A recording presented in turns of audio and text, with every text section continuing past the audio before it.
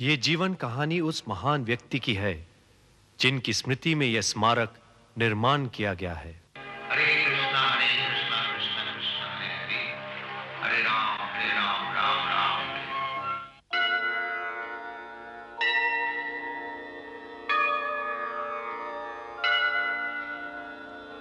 संसार दावा नलनी भलोका त्राणाय कारुण्यं घन घनात्वं। संसार दावा नलनी भलोका त्राणाय कारुण्यं घन घनात्वं। प्राप्तस्य कल्याण गुणनवस्या वन्दे गुरो श्री चरणारविन्दम्। वन्दे गुरो श्री चरणारविन्दम्। वन्दे गुरो श्री चरणारविन्दम्।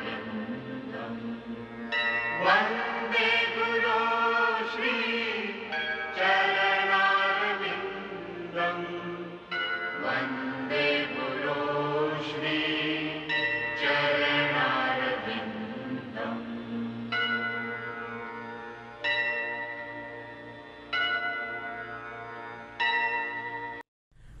पिछले भाग में हमने देखा व्यापारिक समस्याओं के बीच भी अभय का कृष्ण भक्ति के प्रति दृढ़ संकल्प।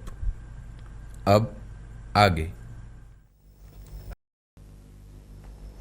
हरे कृष्ण कृष्ण कृष्ण हरे हरे, हरे राम राम राम। तुम लोग यहाँ बैठो। हरे कृष्ण कृष्ण।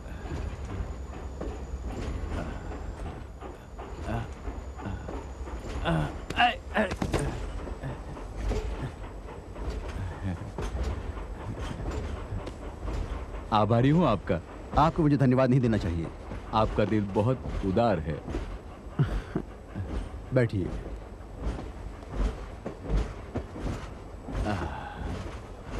आप कहाँ जा रहे? जी मैं दिल्ली जा रहा हूँ। अच्छा, आप दिल्ली रहते हैं? नहीं, मैं प्रयाग में रहता हूँ। मैं व्यवसाय के संबंध में दिल्ली जा रहा हूँ। ओह, आपका क्या व्यवसाय है? मैं औषधि उत्पादन बेचता हूँ, दवाइयाँ। आप स्वयं उत्पादन करते हैं? नहीं, मैं कलकत्ता के निर्माताओं का बिक्री एजेंट हूँ। ए चाय वाला, 2 कप चाय देना। नहीं, मैं चाय नहीं पीता। आप चाय नहीं पीते? नहीं। क्यों? क्योंकि इससे आपकी चेतना पर असर पड़ता है। ठीक है, तो मैं भी चाय नहीं लूंगा। जाओ जाओ जाओ। मेरे पास कुछ फल हैं, आप लेना पसंद करेंगे? हाँ।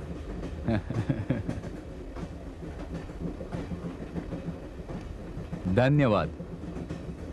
अच्छा, आपके कितने बच्चे हैं? 3, 2 लड़के और 1 लड़की। बहुत अच्छा। मैं देख रहा हूं कि आप वैष्णव हैं। मैं श्री कृष्ण को समर्पित होने का प्रयास कर रहा हूँ। वैसे आप कहाँ जा रहे हैं? विराट। विराट? हाँ। देखो, मैं भी वैष्णव हूं। आपसे मिलकर प्रसन्नता हुई।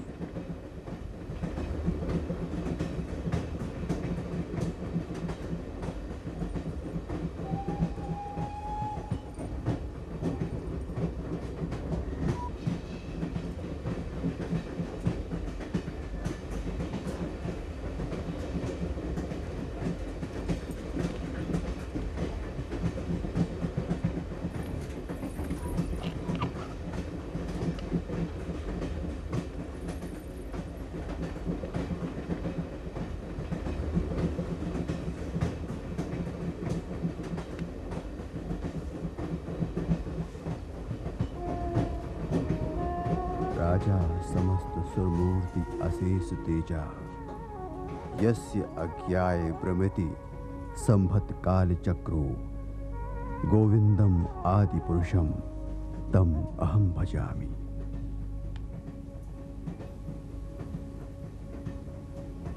चाय, गरम चाय। ओह, ये तो मथुरा है। घर जाना है, आपसे मिलकर मुझे अति प्रसन्नता हुई। उम्मीद है हम फिर मिलेंगे। क्या हो गया? आपने कहा था आप दिल्ली जा रहे हैं करके। ये तो मथुरा है। जी, विचार बदल दिया मैंने। ओह, हरे कृष्ण। हरे कृष्ण।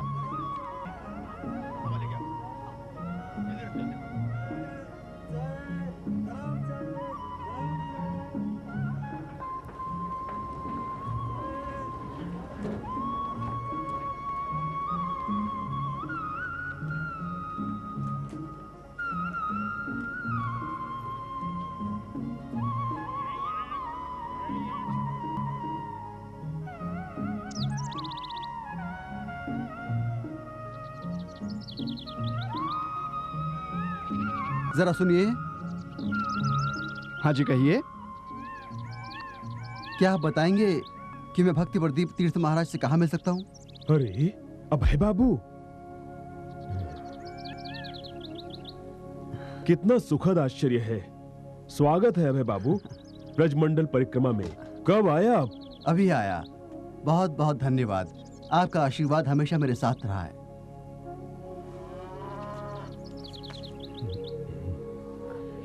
हरे कृष्ण।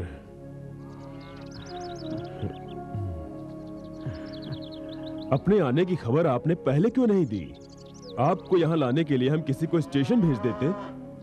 दरअसल मैं दिल्ली जा रहा था, पर जब गाड़ी मथुरा स्टेशन पर रुकी तो मैं उतर गया और यहाँ आ गया। केवल आप ही ऐसा कर सकते हैं अभय बाबू। आइए, मैं आपका कहीं रहने का इंतजाम करता हूँ। महाराज, आप मेरी चिंता मत कीजिए, मैं कोई जगह ढूंढ लूंगा। नहीं नहीं, आप तो हमारे विशेष अतिथि हैं। आपका ख्याल रखना हमारा कर्तव्य है। नहाने और प्रसाद ग्रहण करने के बाद मैं आपको श्रील प्रभुपाद जी से मिलवाऊंगा। वे आपको देखकर अति प्रसन्न होंगे। ओह, क्या मैं उनसे अभी मिल सकता हूँ? आपकी अधीरता से मैं आपकी विनती मानने के लिए विवश हो रहा हूँ।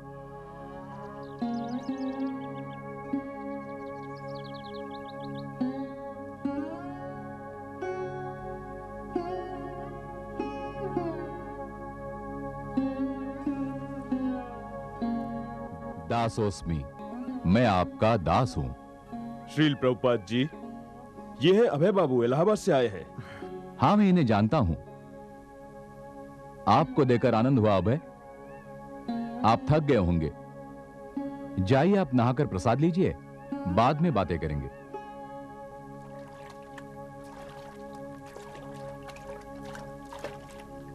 श्रील प्रभुपाद जी इसी कार्य हेतु अवतरित हुए हैं अभय बाबू।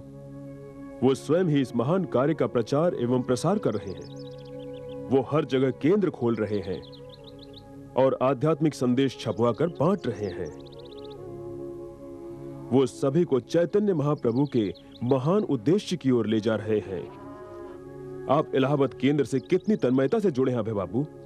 आप वहां भक्तों को हर सुविधा देने को तत्पर हैं। अभय बाबू, आप बैठ जाइए। जरा इधर देना, मैं परोसता हूँ। नहीं नहीं महाराज, मैं आपको ऐसा नहीं करने दूंगा। नहीं नहीं, ये तो मेरा सौभाग्य है। पर महाराज, आप मुझे शर्मिंदा कर रहे हैं। आप एक सन्यासी हैं, मुझे आपको परोसना चाहिए। आप तो हमारे विशेष अतिथि हैं। इसके अलावा आप जैसे कृष्ण भक्त की सेवा का अवसर बहुत कम ही प्राप्त होता है। लेकिन मैं तो भक्त नहीं हूँ और ना ही मैंने दीक्षा ली है। महाराज, आप दोनों बैठिए, मैं परोसता हूँ। विराजिए।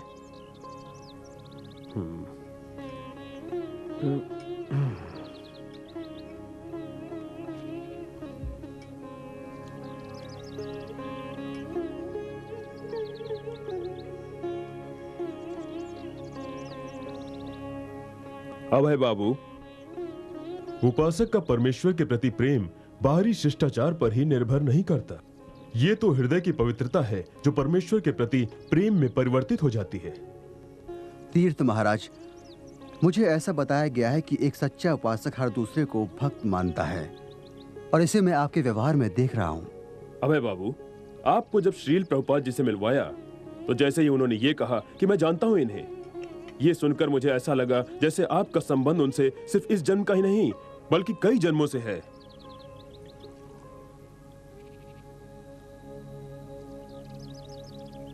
आपके पिताजी कैसे हैं अभय बाबू? वे पिछली सर्दियों में ही चल बसे। ओह, ये जानकर बहुत दुख हुआ मुझे। उन्होंने बहुत ही शांति से शरीर त्यागा।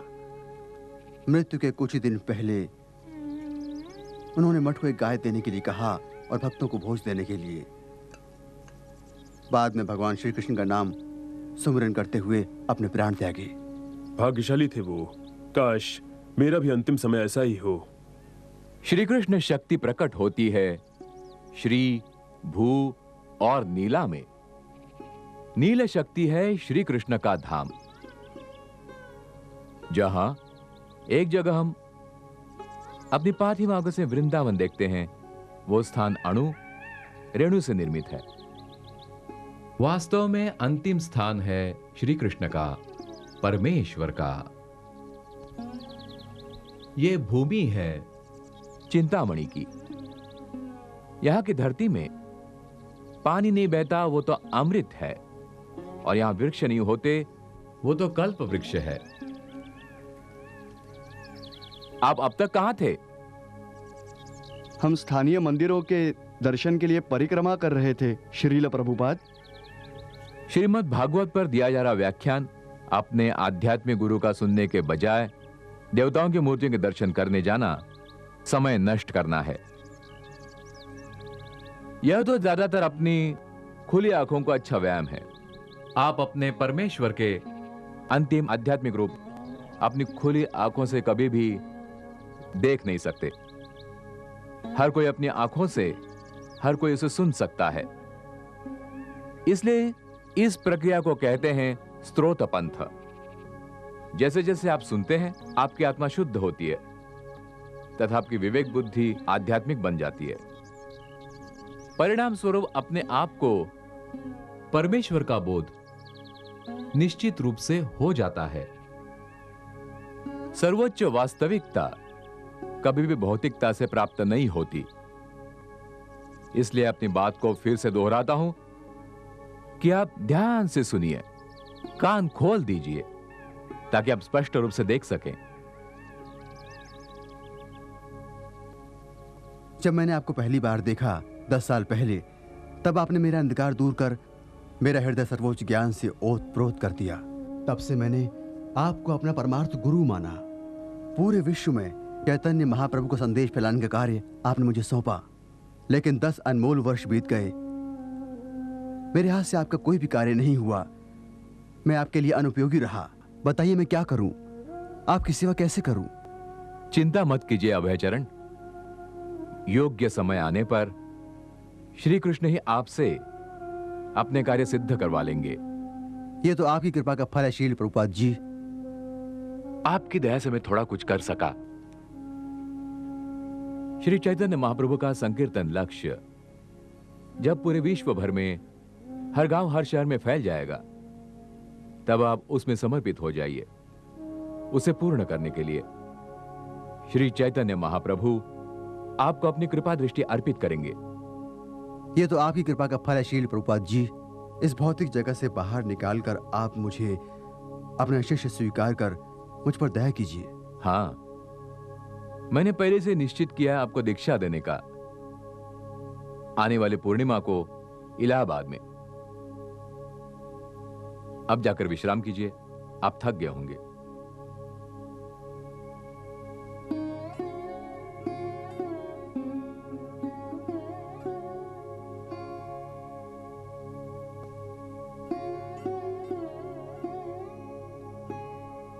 जब आकाश में एक ही पूर्ण चंद्र हो तो इतने सारे तारों की क्या आवश्यकता?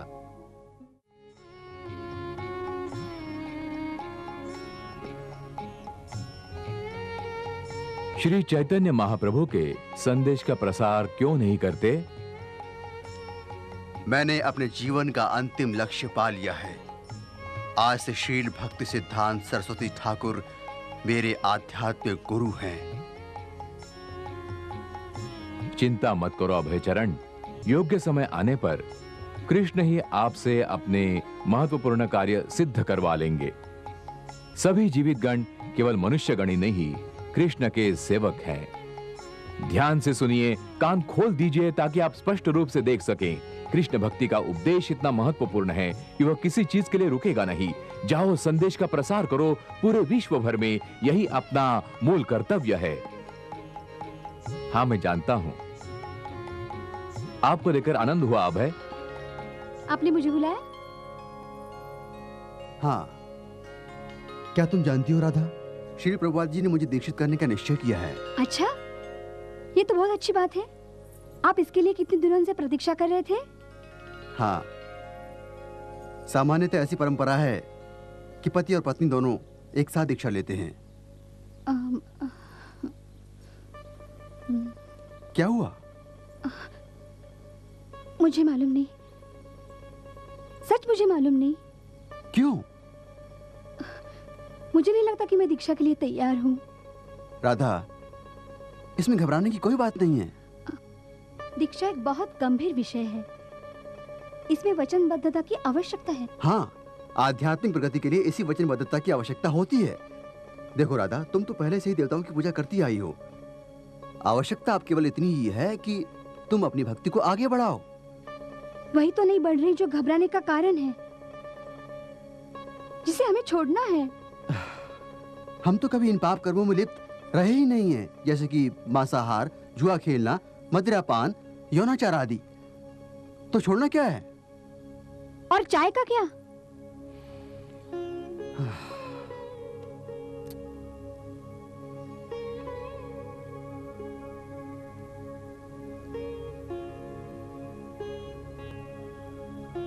राधा, तुम्हें चाय छोड़नी होगी।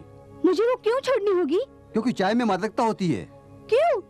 हर कोई चाय पीता है, तो क्या वो चाय पीने से नशेड़ी बन जाता है? चाय भले तीव्र ना हो, पर तब भी नशीली तो है ही। देखो तुम कैसे उस नशे में लिप्त हो गई हो। यही सबूत काफी नहीं है? ये देखो, श्रील प्रभुपाद जी एक विशुद्ध भक्त हैं, इसलिए उन्होंने जो प्रमाण निश्चित किया है, हमें उसका अपनी भलाई के लिए अनुसरण करना चाहिए। और वैसे भी मैं आपसे कम मिल पाती हूँ। जब आप व्यवसाय के लिए बाहर नहीं जाते, तो किसी मठ में जाते हैं, भजन गाते हैं और घंटियां बजाते हैं। परमेश्वर के पवित्र नाम को दोहराना और उसके भक्तों के साथ रहना, यही तो जीवन का अंतिम ध्येय है। इसलिए मैं अपनी सहायता करने के लिए तुम्हें तैयार कर रहा हूँ। हाँ, मैं तैयार हूँ आपकी सहायता करने के लिए, लेकिन मैं दीक्षा लेने के लिए तैयार नहीं। तुम्हें पता है ऐसे पवित्र भक्त के द्वारा दीक्षित होने का अर्थ क्या है? उसका अर्थ है स्वतंत्रता, भौतिक बंधनों से मुक्ति, आध्यात्मिक गगन के द्वार खुलना। मेरे लिए दीक्षा की वचनबद्धता की पूर्ति करना कठिन है। मेरे इस घर के प्रति कुछ कर्तव्य बाकी है। जीवन का ध्येय परमेश्वर का भक्त बनना होना चाहिए, वही हमारा परम कर्तव्य है। बाकी सब बातें गौण हैं। आप दीक्षा लीजिए, आध्यात्मिक जीवन शुरू कीजिए, मुझे मेरी घर गृहस्थी संभालने दीजिए। तुम इतनी हठी क्यों हो गई हो राधा? क्यों? केंद्र में श्री कृष्ण का मंदिर बनाने में तुम मेरी मदद क्यों नहीं करती हो? मैंने वो सब किया जो मेरे परिवार के लिए करना चाहिए, लेकिन आपने क्या किया है?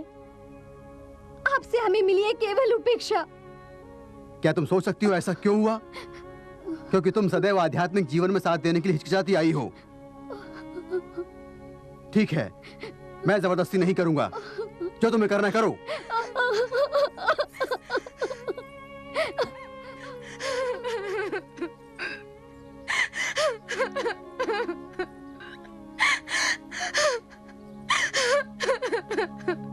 इनका नाम है सेठ देवतलाल। बड़े ही दयालु आदमी हैं। मैंने कई सालों से जानता हूं, लेकिन इसके पहले मैंने इनके सामने दान धर्म का प्रस्ताव नहीं रखा। हाँ, श्री कृष्ण सबसे या किसी एक से दान स्वीकार नहीं करते, क्योंकि यदि वे कुछ स्वीकार करते हैं तो वो उन्हें ऋणभार प्रतीत होता है। चलिए। हम लोग सेठ देवतलाल जी से मिलने आए हैं। क्या वो हैं? जी, भीतर आइए, कृपया बैठिए। हरे कृष्णा।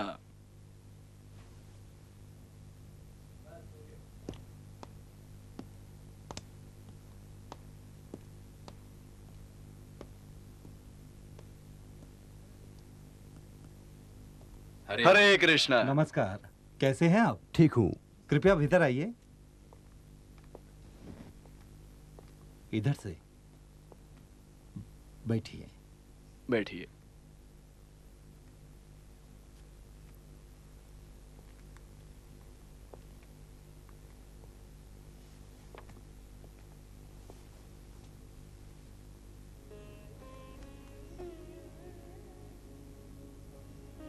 मैं आज कुछ विशेष लोगों को आपसे मिलवाने के लिए आपके घर लाया हूँ।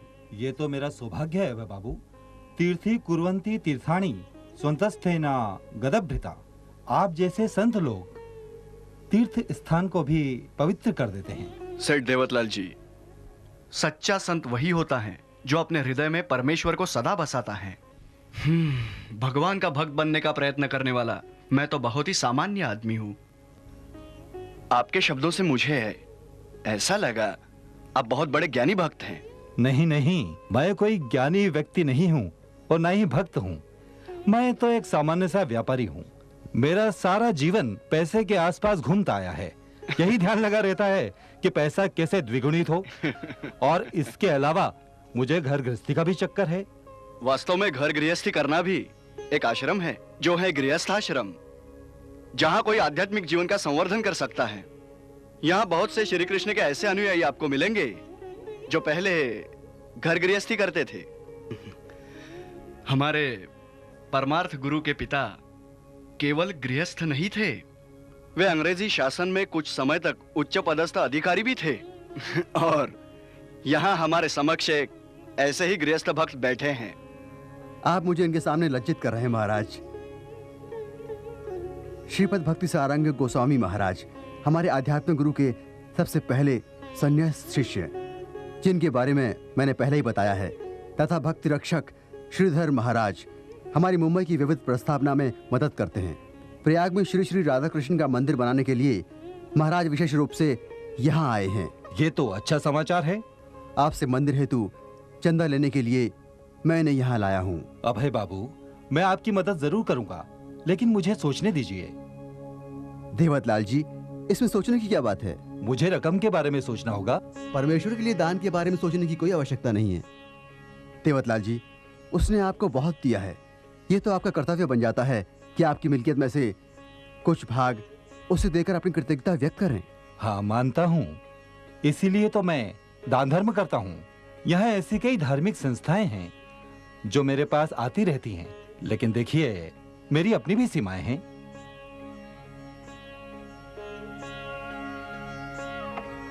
लाओ, मुझे दो। लीजिए लीजिए। अभय बाबू, धन्यवाद।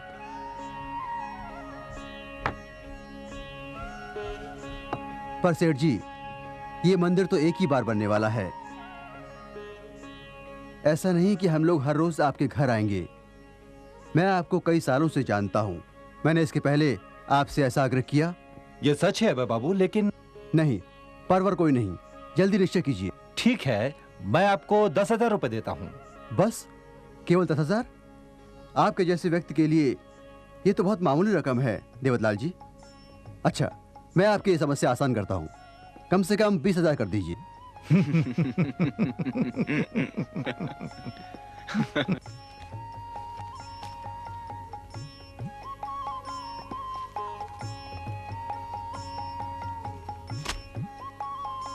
कृपया रकम लेने कल किसी को भेज दें। ठीक है, मैं ही आकर ले जाऊंगा आपसे। क्या अब हमें आज्ञा है? ठीक है, कल मिलते हैं। हरे कृष्ण हरे कृष्ण हरे कृष्ण हरे कृष्ण। मेरे योग्य कोई सेवा हो तो अवश्य बताइएगा। हरे कृष्णा हरे कृष्णा हरे कृष्ण। वो बहुत ही अच्छे और उदार प्रकृति के व्यक्ति प्रतीत होते हैं। हाँ, जैसे ही मैंने अभय को देखा है, मैं प्रभावित हुआ हूँ। आप जो भी करते हैं बड़ी ही कुशलता से करते हैं। हाँ, वो तो उदार है। मैंने आज तक नहीं देखा। अभय, आपसे भी भाई उदारवादी मनुष्य नहीं मिलते हैं आज के समाज में।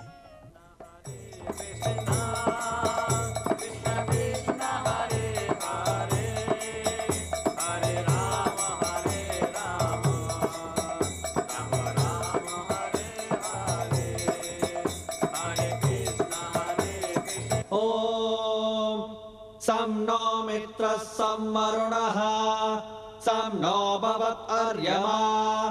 सं न इन्द्रो बृहस्पतिः सं नो विष्णुरुक्रमा नमो ब्रह्मणे नमस्ते वायुर्त्वमेव ललिता श्रीविशाखवितांश्च स्वाहा पञ्चकल्पतरोभ्यश्च कृपा सिन्धोभ्य एव च पतितानां भावनेभ्यो वैष्णवयेभ्यो नमो नमः स्वाहा नम ओं विष्णुपदाय कृष्णप्रस्थाय भूतले श्रीमते भक्ति सिद्धांत सरस्वती नामिने स्वाहा। आपका अब से नाम हुआ अभय चरणारविंद दास। इसका अर्थ है जिसने निर्भयता से परमेश्वर की कृपा प्राप्त करने में परमेश्वर के चरण कमलों में आश्रय लिया है।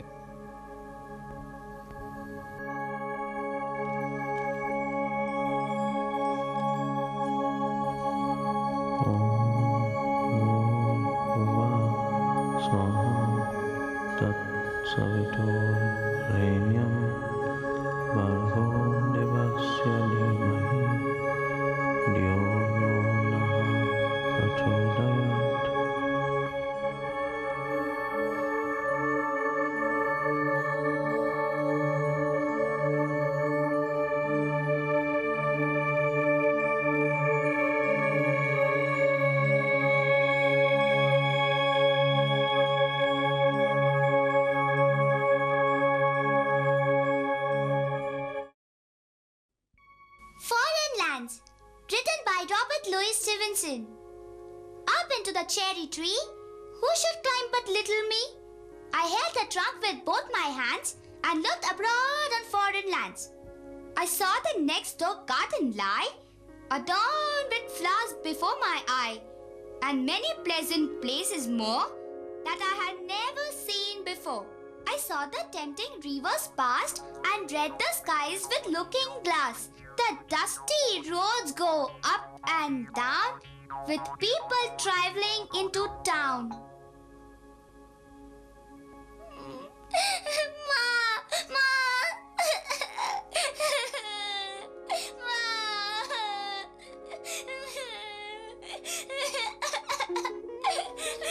क्या हुआ भक्ति लता? देखो, ये मुझे चिढ़ा रहे हैं। उसको क्यों तंग कर रहे हो? तुम दोनों बहुत नटखट हो गए हो। आने दो, तुम्हारे पिताजी को मैं शिकायत करूंगी। वो हमेशा मुझे चिढ़ाते हैं, मुझ पे मुंह उड़ाते रहते हैं। मत रो। ओ भक्ति लता।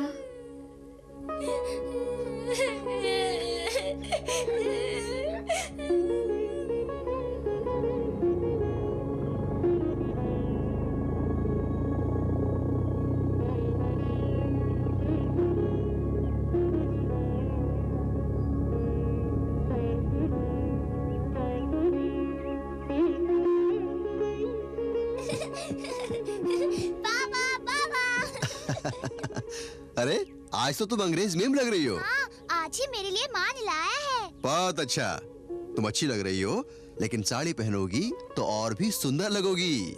बाबा, ये हमारी कार है। श्श, भक्ति लता, ध्यान से सुनो। ये सरप्राइज है, कोई इसे जानने न पाए। तुम और मैं मिलकर उन्हें चकित कर देंगे, समझी? सरप्राइज, सरप्राइज, बाबा कार लाए।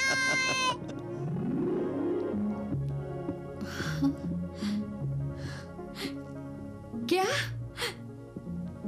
आपने कार लाई?